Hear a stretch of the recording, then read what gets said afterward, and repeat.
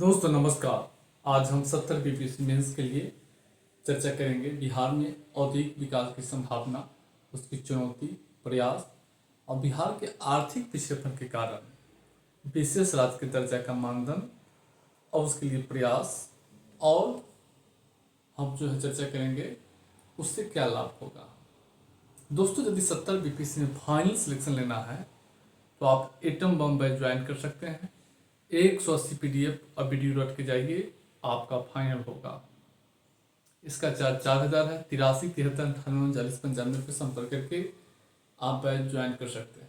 आइए हम चर्चा को आगे बढ़ाते हैं। जैसा कि आप सब जानते हैं कि हाल के वर्षों में बिहार में औद्योगिक विकास की कई नवीन अवसर उभर कर सामने आया है। किसी भी राज्य क्षेत्र में औद्योगिकरण के लिए जिन न्यूनतम संसाधनों की जरूरत पड़ती है वे सभी जो है बिहार में उपलब्ध है, जिसे हम देख सकते हैं। यानी कहने का तात्पर्य है किसी भी राज्य में औद्योगिकरण के लिए जिन जिन चीजों की आवश्यकता होती है सब बिहार में उपलब्ध है, इसलिए उसकी संभावना अधिक है। सबसे पहला है अनुकूल भौगोलिक स्थिति। अगर बिहार की भौगोलिक स्थिति अगर आप देखेंगे तो एक औद्योगिकरण की दृष्टि से एक अनुकूल राज्य आपको मिलेगा। अब कहिए कैसे? तो बिहार से कलकत्ता हल्दिया बंदरगाह जो है 200 किलोमीटर की दूरी पर है, मात्र 200 किलोमीटर।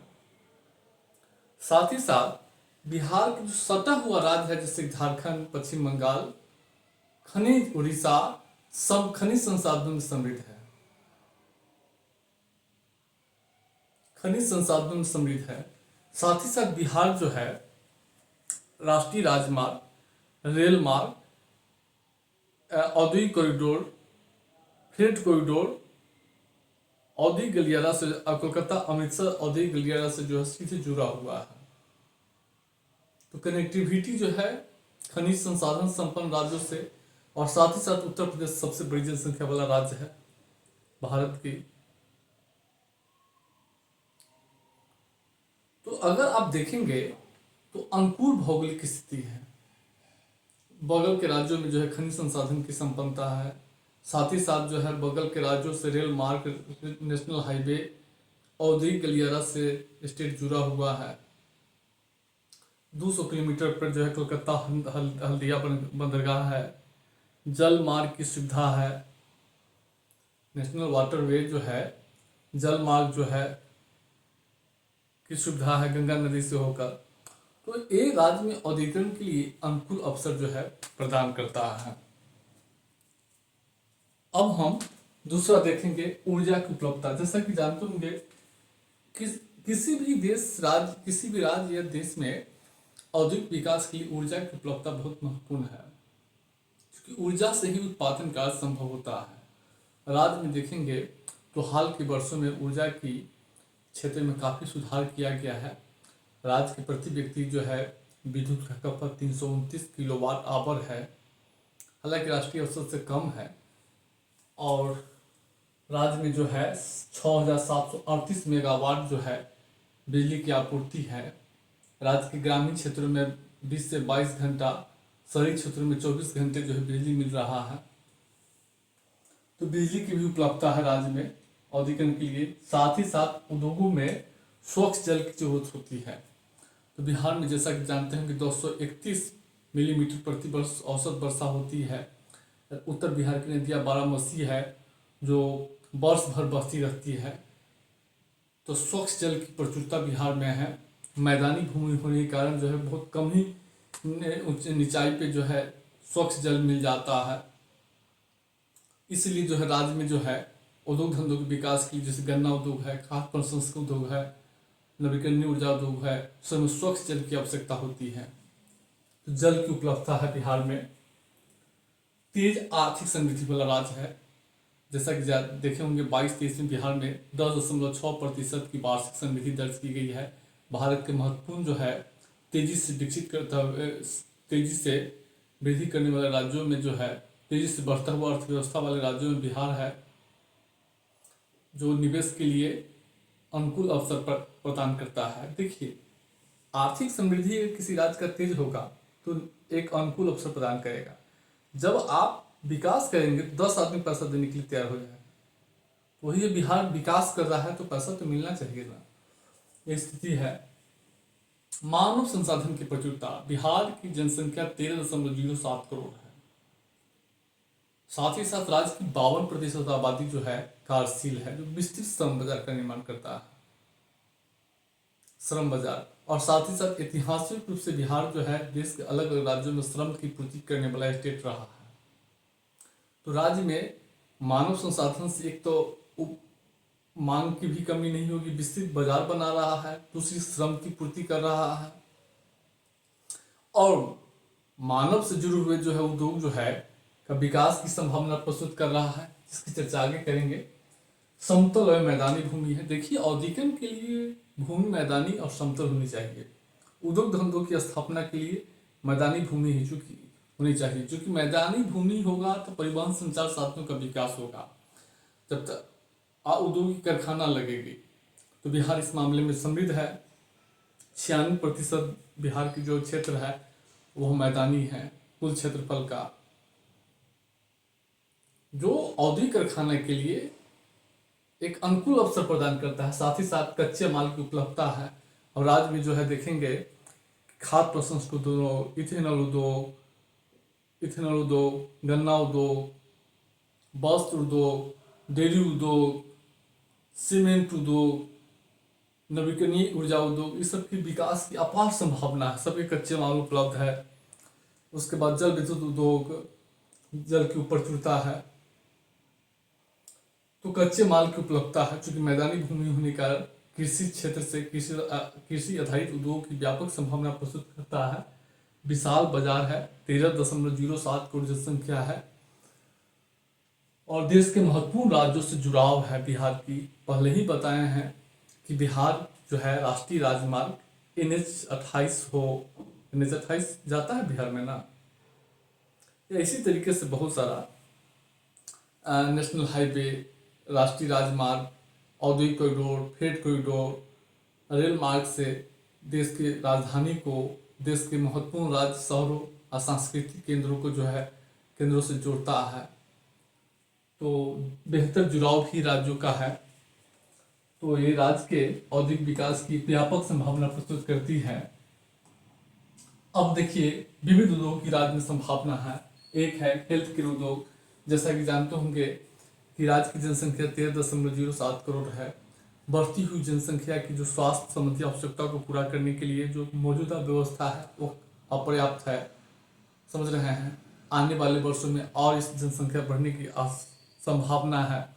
बढ़ती हुई जनसंख्या की स्वास्थ्य जरूरतों को पूरा करने के लिए बड़े पैमाने पर स्वास्थ्य उद्योग की विकास की संभावनाएं हैं। आज राज्य के लोगों का इलाज जो है आस पड़ोस के राज्यों में हो रहा है, तो इसकी एक व्यापक संभावना जो है प्रस्तुत करती है निवेश की। चमड़ा उद्योग, जैसा कि जानते होंगे कि राज्य में जो है पशुधन की बहुलता है। इस पशुधन के कारण जो है चमड़ों की जो है चमड़ा काफ़ी मात्रा में उपलब्ध है। साथ ही साथ श्रम जो है उपलब्ध है। इससे चमड़ा उद्योग की विकास की संभावना हो सकती है। तकनीकी शिक्षा उद्योग, राज्य में अभी भी बड़े पैमाने पे जो है इंजीनियरिंग, तकनीकी या व्यावसायिक शिक्षा के राज्य से जो है दूसरे राज्यों में लोग जाते हैं, तो इसका विकास की संभावना है। राज्य में अभी एक अनुमान के अनुसार 373 college, 236 engineering college, 139 medical college, 130 polytechnic college की जरूरत है बिहार में। राज्य को युवाओं को दूसरे राज्यों में से जाने से रोकने के लिए अब इसके लिए तकनीक शिक्षा उद्योग की विकास की अपार संभावना प्रस्तुत करता है। साथ ही साथ राज्य में ऐतिहासिक और सांस्कृतिक विरासत स्थलों की प्रचुरता है। दो धर्म, 3 धर्म की उत्पत्ति हुई है। साथ ही साथ रामायण सर्किट जो है से जुड़ा हुआ कई स्थल है। साथ ही साथ सिख धर्मों से जुड़ा हुआ स्थल है। तो राज्य में साथ ही साथ जो है प्राकृतिक वाल्मीकि टाइगर रिजर्व है, नेचर सफारी है। उसके बाद जो है कई अभयारण्य हैं, जो राज्य में पर्यटन के लिए भी एक अपार संभावना प्रस्तुत करता है। प्राकृतिक और सांस्कृतिक दोनों स्थलों की प्रचुरता है। अक्षय ऊर्जा उद्योग की राज्य में जो है देखेंगे अभी भी बिहार में ऊर्जा की प्रति व्यक्ति खपत जो है राष्ट्रीय औसत से बहुत कम है, 1/4 कम है। राष्ट्रीय स्तर पर 1255 किलोवाट पर आवर जो है प्रति व्यक्ति जो है विद्युत खपत करता है। भारत में मात्र 329 किलोवाट पर आवर है। तो राज्य में जो है ऊर्जा की भी अभी विकास की अपार संभावना है, इसलिए अक्षय ऊर्जा उद्योग को विकास किया जा सकता है। 12.55 गीगावाट जो है अक्षय ऊर्जा, सौर ऊर्जा की जो है अक्षय ऊर्जा की संभावना है। अब इसमें 11.2 गीगावाट सोलर है, पवन ऊर्जा है, बायोमास ऊर्जा है। अब इससे अक्षय ऊर्जा उद्योग का विकास किया जा सकता है। कृषि से जुड़े लघु संयंत्र, जैसा कि जानते हो कि कृषि रोड मैप 4 में कृषि मशीनीकरण पर जोर दिया गया है।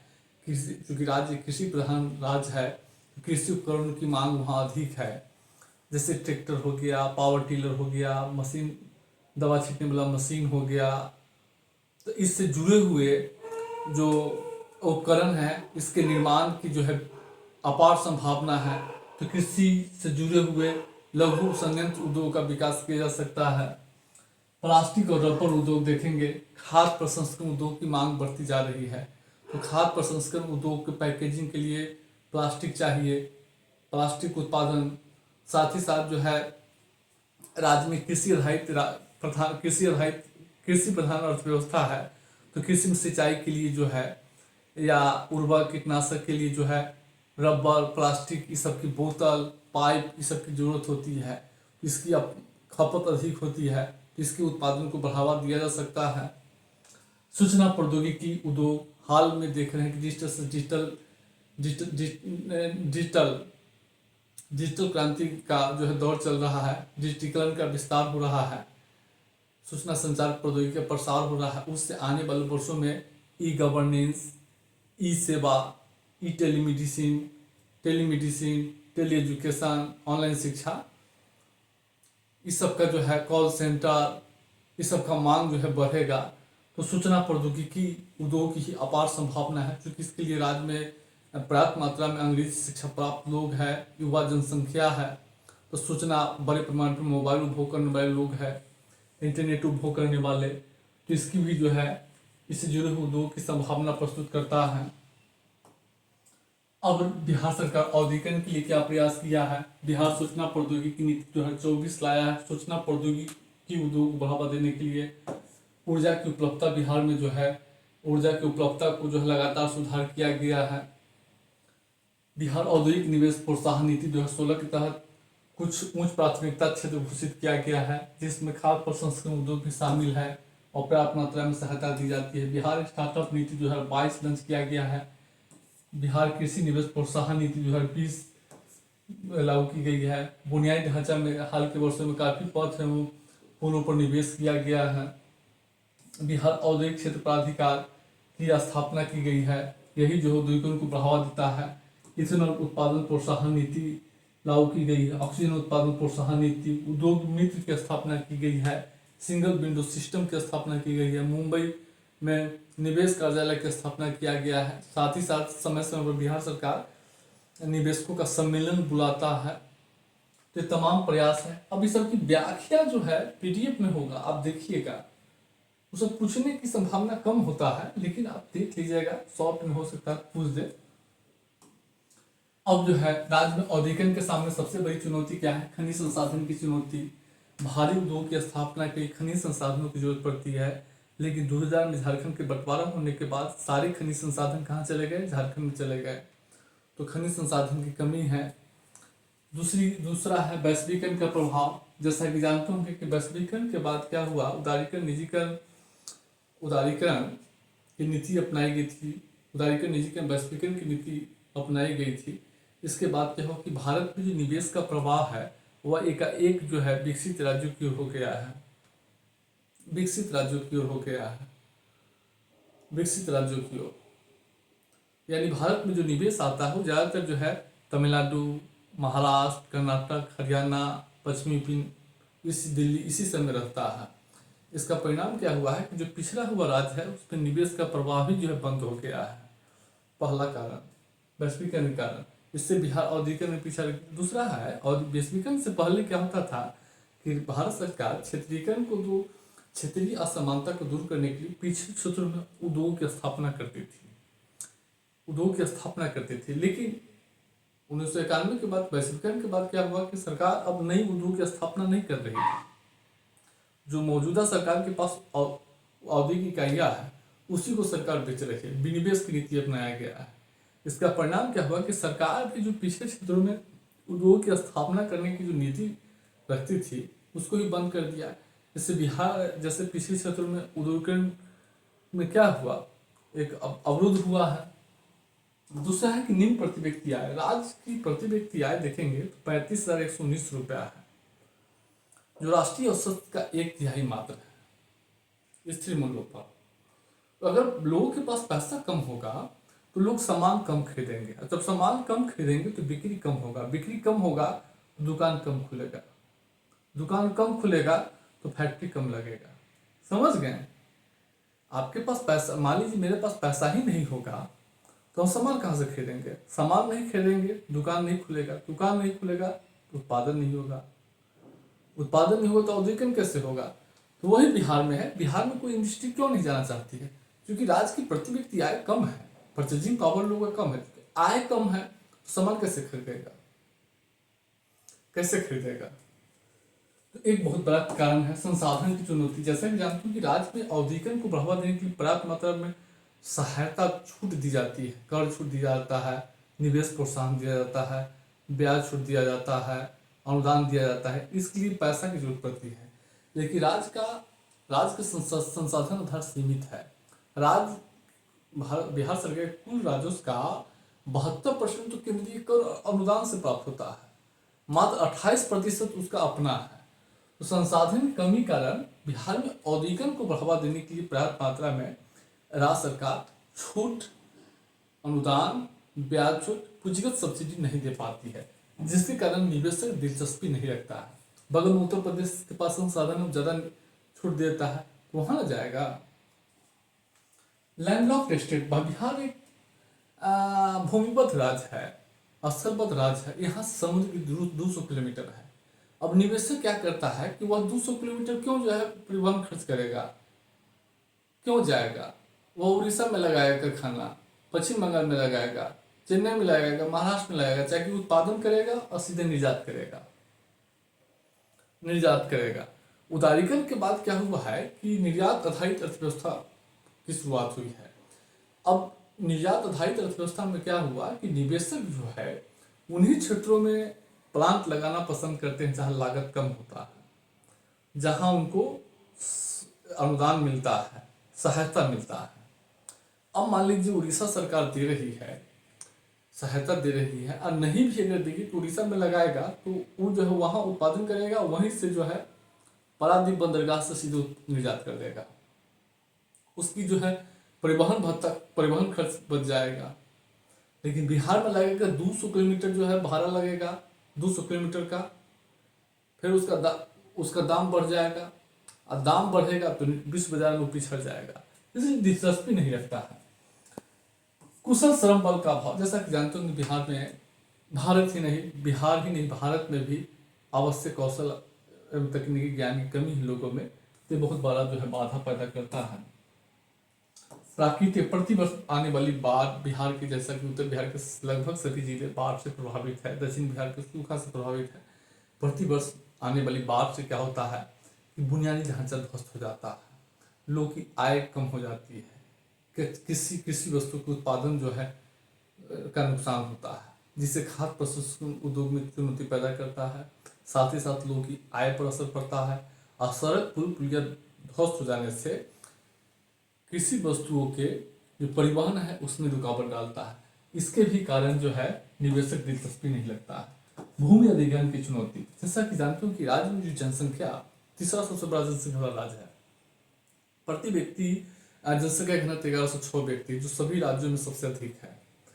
जनसंख्या बढ़ता जा रहा है, अब भूमि स्थिर है, जिसके कारण क्या हुआ है, भूमि पर जनसंख्या का अधिक दबाव है। जनसंख्या का अधिक दबाव होने के कारण क्या है कि उद्योग धंधों की स्थापना करने के लिए भूमि अधिग्रहण में बड़ी चुनौती पैदा होता है। उसके बाद जो है नगरीकरण करें। देखिए नगरीकरण से क्या होता है, शहरी वाणिज्य व्यापार उद्योग धंधों को प्रोत्साहन मिलता है। भारत के जीडीपी में 63% योगदान जो है शहरी क्षेत्रों का है, जबकि जनसंख्या शहरी क्षेत्रों में 31% निवास करती है, लगभग 31। लेकिन बिहार में जो है नगरीकरण कितना है, 11.3%। हालांकि बढ़ गया है, 16.2% हो गया है। जब नगरीकरण कम होगा तो वाणिज्य व्यापार कम होगा, उद्योग धंधों कम होगा। नगरीकरण होने से वाणिज्य व्यापार उद्योग धंधों को बढ़ावा मिलता है, सरकार को टैक्स भी अधिक मिलता है और सरकार को खर्च करने के लिए पैसा भी हो जाता है। बैंकों का ऋण जमा अनुपात, देखिए बिहार में बैंकों का ऋण जमा अनुपात देखेंगे तो 45.1 है।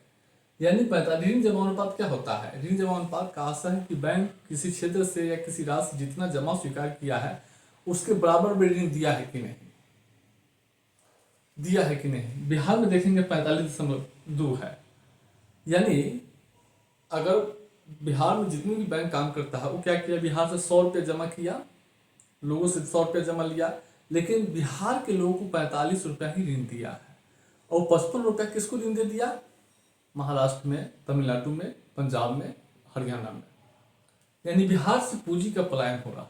बिहार से बैंक जमा स्वीकार करता है और दूसरे राज्य के उद्योग धंधों की स्थापना के लिए ऋण देता है। और वित्तीय संस्थानों से, जो बैंकिंग संस्था है उससे सस्ते ब्याज पर जो है ऋण प्राप्त होता है। लेकिन अगर दूसरे गांव से, दूसरे स्रोतों से आप ऋण प्राप्त करेंगे तो ऊंचे ब्याज दर पर होगा। इसका परिणाम क्या हुआ है, देखिए बिहार के लोग अपनी वित्तीय जरूरतों को पूरा करने के लिए दूसरे स्रोतों से ऊंची ब्याज दर पे अपनी वित्तीय जरूरत पूरा करता है, जबकि दूसरे राज्य के लोग जो है बैंक से अपना ऋण लेकर अपनी जरूरत पूरा करता है। तो वो जो बैंक से ऋण लेगा उसकी ब्याज कम होगा तो उसकी लागत कम होगी। बिहार के अगर औद्योगिक जो है दूसरे स्रोतों से ऋण लेगा तो उसकी ब्याज अधिक होगी तो उसकी लागत अधिक होगी, तो उसका मुनाफा कम होगा तो निवेश करने के लिए, औद्योगिक विस्तार करने के लिए हतोत्साहित होगा। तो बिहार के पिछड़ेपन में कहीं न कहीं बैंक का भी बहुत बड़ा योगदान है। तो ये बिहार के औद्योगिकरण में यही चुनौती है जिसको आप देख लिए हैं। अब हम लोग देखेंगे बिहार के औद्योगिक पिछड़ेपन के कारण सबसे बड़ा कारण है आपदा। पर भौगोलिक कारण में दो ऐसे कारण हैं। बिहार के आर्थिक पिछड़ेपन के कारण, भौगोलिक कारण में आपदा, प्रतिवर्ष आने वाली बाढ़, सूखा, लू, इस सब के कारण क्या होता है, राज्य की जो है राज्य के संसाधन पर जो है असर पड़ता है। आपदा से क्या होता है, कृषि फसल उत्पादन पे, बुनियादी ढांचा पे, लोगों की आय पे, स्वास्थ्य शिक्षा प्रभावित होती है। इसके कारण क्या होता है, उनकी आय का स्तर निम्न रहता है, साथ सरकार के संसाधन पर भी दबाव पड़ता है। अब प्रतिवर्ष बाढ़ आएगा, सरकार जो है बाढ़ से निपटने के लिए खर्च करना पड़ता है अतिरिक्त। फिर सड़क पुल पुलिया खर्च टूट गया उस पर सरकार को खर्च करना पड़ता है। देख रहे हैं, अगर ये पैसा बचता तो इस पैसा से दूसरा काम होता। लैंडलॉक्ड स्टेट पहले ही बताए हैं, भूमि मध्यराज। आर्थिक कारण देखेंगे संसाधन की, राज्य की जो है संसाधन आधार सीमित है। 72% राज्य की आय जो है केंद्रीय कर अनुदान से प्राप्त होता है। संसाधन कम होने के कारण क्या होता है कि राज्य औद्योगिकरण के लिए शिक्षा, स्वास्थ्य पे, खाद्य सुरक्षा पे, पेयजल पे जितना खर्च करना चाहिए तो नहीं खर्च पाता है। साथ ही साथ केंद्रीय योजनाओं को राज्य में लागू करने के लिए 40 से 45% जो है, 40 से 50% उसमें अपना देना पड़ता है। देखते होंगे 60/40 का रेशियो, यानी 60 केंद्र और 40 राज्य सरकार को देना है। हर केंद्रीय योजना को लागू करने के लिए 40% केंद्र को देना और केंद्र उस योजना में राज्य को लगाना पड़ता है। राज्य के पास संसाधन कम होने के कारण राज्य जो है इन लगाने में नहीं लगा पाता, जिस कारण केंद्रीय योजनाओं का लाभ भी राज्य को नहीं मिल पाता है। कृषि प्रधान अर्थव्यवस्था, जैसा कि जानते होंगे बिहार कृषि प्रधान अर्थव्यवस्था है। और कृषि प्रधान अर्थव्यवस्था में क्या होता है कि लोगों की आय कम होती है, क्योंकि उत्पादकता कम होता है।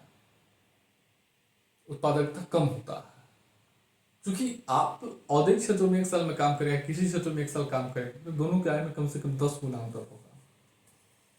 यह स्थिति है कृषि प्रधान अर्थव्यवस्था। साथ ही जनसंख्या घन दबाव भी अधिक है। निम्न नगरीकरण निम्न होगा तो वाणिज्य व्यापार उद्योग धंधों नहीं कमी होगी, साथ ही साथ सरकारों की भी राजस्व की कमी होती है। निम्नलिखित राजनीति और प्रशासनिकरण, राजनीति और प्रशासनिकरण में देखिए झारखंड का बंटवारा, अस्थिर सरकार, ये दो कारण है। और सामाजिक कारण में तेज जनसंख्या वृद्धि। देखिए जनसंख्या वृद्धि के कारण सीमित संसाधनों पर दबाव पड़ता है, उपभोग संबंधी खर्च जो है बढ़ जाता है। अगर पैसा अधिक होता, जनसंख्या कम होता, तो राज्य सरकार क्या करता, शिक्षा, स्वास्थ्य, पेयजल, खाद्य सुरक्षा, इस पे कम खर्च, सामाजिक सुरक्षा, इस पे कम खर्च करके जो पैसा बचता उसको कहाँ लगाता, आर्थिक विकास पे। लेकिन तेजी से जनसंख्या वृद्धि के कारण क्या होता है कि सरकार को सबसे ज्यादा खर्च जो है सामाजिक क्षेत्रों पर करना पड़ता है, सामाजिक क्षेत्रों पर। और विकास पर खर्च करने के लिए पैसा ही नहीं बच पाता है। जब विकास पर खर्च ही नहीं करेंगे, सारा पैसा खा ही जाएंगे, तो विकास कैसे करेंगे आप। तो यही बिहार के साथ है। और जाति व्यवस्था, ये भी एक बहुत बड़ा कारण है बिहार के पिछड़ेपन में। क्योंकि हालांकि देखिए बिहार के पिछड़ेपन में जाति व्यवस्था का कोई योगदान नहीं है। कहने के लिए लोग बिहार में जातीयता है, दोस्तों बिहार में तो कुछ जातीयता नहीं है। दूसरे राज्यों में बिहार से 100 गुना ज़्यादा जातीयता है, और मैं जानता हूँ इस बात को। कई ऐसे स्टेट है जो मैं भी गया हूँ, स्थिति भयावह है। बिहार तो बदनाम है, और बिहार को बदनाम करने का काम बिहारी ही किया है, समझ रहे हैं। क्योंकि घर को बदनाम करने का काम घर के लोग ही करते हैं, बाहर के लोगों को घर की जानकारी नहीं रखती है, ये स्थिति है। दूसरा, शिक्षा, स्वास्थ्य पिछड़ेपन, कुपोषण, निरक्षरता, इस सब की जो है बहुलता के कारण बिहार में जो है पिछड़ेपन है। अब देखिए एक पिछड़ेपन की दूर करने के लिए विशेष राज्य का दर्जा। देखिए विशेष राज्य का दर्जा केंद्र द्वारा राज्यों को दी जाने वाली एक विशेष स्थिति, पिछड़े राज्यों को दी जाने वाली एक विशेष स्थिति है। किसी भी राज्य को 5 मापदंडों पर विशेष राज्य का दर्जा दिया जाता है। वह राज्य दुर्गम क्षेत्रों वाला पर्वतीय राज्य हो, उसकी सीमा अंतर्राष्ट्रीय सीमा से जुड़ा हो, यानी उस राज्य की सीमा अंतर्राष्ट्रीय सीमा से जुड़ा हो, उस राज्य में जनजातीय जनसंख्या की बहुलता हो, और उस राज्य की प्रति व्यक्ति आय निम्न हो, और आधारभूत ढांचा का विकास कम से कम हो।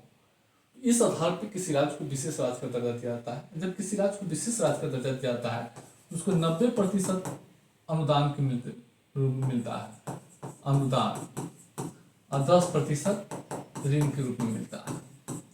अगर विशेष राज्य का दर्जा नहीं होगा तो 70% ऋण के रूप में मिलेगा और 30% अनुदान। राज्य सरकार लगातार विशेष राज्य का दर्जा क्यों मांग करती है? राज्य सरकार का मानना है कि हमको अगर मिल जाएगा तो 90% रुपया मिलेगा, उसको लौटाना नहीं पड़ेगा, 10% लौटाना पड़ेगा। ऐसे में 70% हमको लौटाना पड़ता है, 30% हमको मिलता है। तो संसाधन की कमी दूर होगी। जब पैसा की कमी दूर होगी तो ऑटोमेटिक क्या होगा, शिक्षा, स्वास्थ्य, बुनियादी ढांचा, औद्योगिकरण, खर्च होगा, ऑटोमेटिक पिछड़ेपन दूर होगा। ये स्थिति है। अब देखिए चुनौती क्या है विशेष राज्य की दर्जा के लिए। कई बार 2000 में से ही विशेष राज्य की दर्जा जो है मांग की जा रही है। बिहार विधानसभा में जो है प्रस्ताव ही पारित किया जा चुका है। रघुराजन समिति का गठन किया गया था, रघुराजन समिति, उसके प्रस्ताव पर बिहार सरकार असहमति जाहिर किया था। सबसे बड़ा चुनौती है कि बिहार सरकार बिहार जो है इस मापदंड में कहाँ खरा नहीं उतरता है। एक तो आधारभूत ढांचा का प्राप्त विकास बिहार में हुआ है, तो ये तो नहीं होगा। दूसरी जनजाति जनसंख्या वाला बिहार राज्य नहीं है, और दुर्गम पर्वतीय राज्य भी नहीं है, मैदानी राज्य है। तीन क्राइटेरिया को तो पूरा ही नहीं करता है। 2 ही क्राइटेरिया पूरा करता है, अंतर्राष्ट्रीय सीमा और निम्न प्रति व्यक्ति आय। तो कैसे होगा? इसलिए नहीं दी जा रही है। और दूसरा कारण है कि अन्य राज्य भी जो है विशेष राज्य के दर्जा की दावेदार है।